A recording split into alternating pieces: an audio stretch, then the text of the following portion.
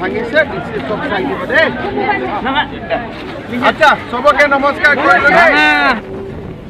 আমাৰ চিৰাং জিলাৰ উপায়ুক্ত মহোদয় বান পৰিস্থিতি ৰিলিফ আৰু ইৰোশ্যন এই গোটেইকেইটা সমস্যাৰ ওপৰত এটা প্ৰেজেণ্টেশ্যন দিয়া হ'ল দিলে তেখেতে আৰু আমি এই প্ৰেজেণ্টেশ্যনটো চালোঁ যিখিনি ব্যৱস্থা লৈছে সেইখিনিৰ বিষয়ে কথা বতৰা পাতিলোঁ আৰু অনাগত দিনত এই আই নদীৰ চাব ট্ৰিবিউটৰীকেইটাক গৰাখহনীয়াৰ পৰা ৰক্ষা কৰাৰ কাৰণে কেইবাটাও ব্যৱস্থা আমি হাতত ল'ব লাগিব আৰু মই আশা কৰোঁ যে আমি নিশ্চয় সোনকালে এই ব্যৱস্থাবোৰ হাতত ল'ব পাৰিম ভূটানৰ পৰা নামি অহা যিটো পানীৰ কথা কৈছে দূষিত পানী সেইটোৱে কোনোবা এটা ফেক্টৰীৰ পৰা দূষিত পানী নামি আহে বুলি মোক কৈছে সেই বিষয়টো ভূটানৰ লগত আমি টেক আপ কৰি ল'ম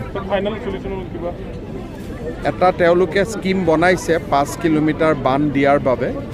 আৰু নতুন নিয়মত বান্ধ দিব খুজিছে যাতে ইৰোশ্যন নহয় আমি সেইটো পৰীক্ষা কৰি ল'ম যদি সেইটো সম্ভৱ হয় তেতিয়াহ'লে সেইটো অনুমোদন কৰিম ভিক্টিম পৰিয়ালৰ কাৰণে জিলা প্ৰশাসনে কি ধৰণৰ ব্যৱস্থা কৰে ট্ৰেফিকৰ ভিক্টিম ফেমিলিখিনিৰ কাৰণে বাচ্চাখিনিতো বিভিন্ন স্থানত আছে আৰু তেওঁলোকৰ শিক্ষা দীক্ষা চলি আছে ইয়াৰ উপৰিও এই অঞ্চলত আমি নতুনকৈ 11টা অংগনবাদী কেন্দ্ৰ দিব খুজিছোঁ আমি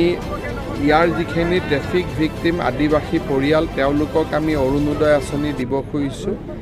এগ্ৰিকালচাৰ ভেটেনাৰীৰ ওপৰত তেওঁলোকক ট্ৰেইনিং প্ৰগ্ৰেম কৰা হৈছে এনৰেগাৰ কাম ইয়াতে বঢ়োৱা হৈছে আৰ্থ সামাজিক বিকাশৰ বাবে কেইবাটাও কাম হাতত লোৱা হৈছে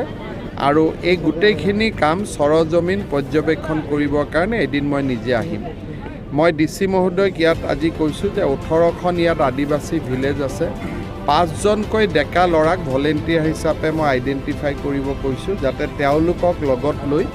গাঁৱৰ মানুহৰ মাজত আমি সোমাব পাৰোঁ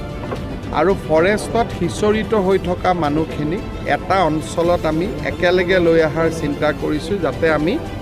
একেলগে থাকিলে আৰ্থ সামাজিক উন্নয়নৰ বাবে কাম কৰিব পাৰোঁ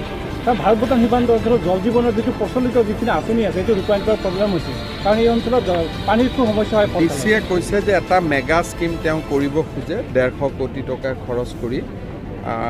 মই আমাৰ PHC মিনিষ্টাৰক ক'ম যদি এই কামটো সফল হ'ব পাৰে তেতিয়াহ'লে আমি আঁচনিখন অনুমোদন কৰিম উচ্চ শিক্ষাৰ কাৰণে ভাৰত ভূটান সীমান্ত অঞ্চলত কলেজ তেনেকুৱা নাই ছাৰ সেইটো বিষয়ত মই চোৱা নাই আলোচনাও কৰা নাই মই MLAৰ লগত পাতি ল'ম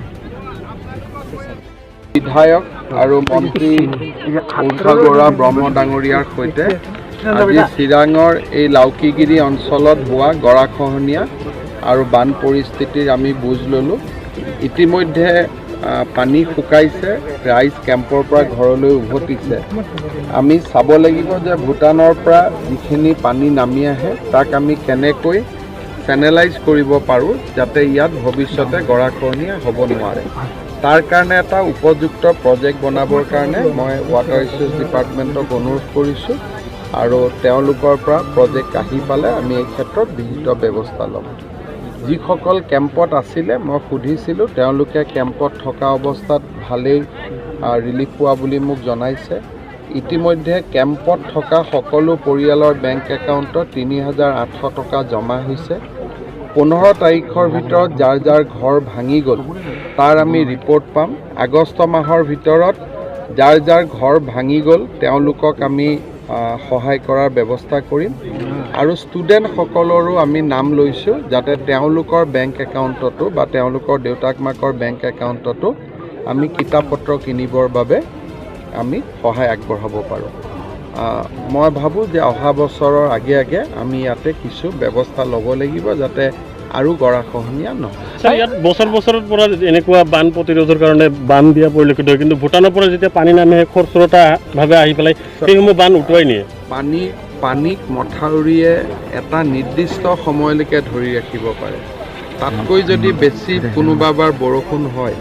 আৰু সেই বছৰ যদি অসমতো নিজৰো বৰষুণ হয় তেতিয়া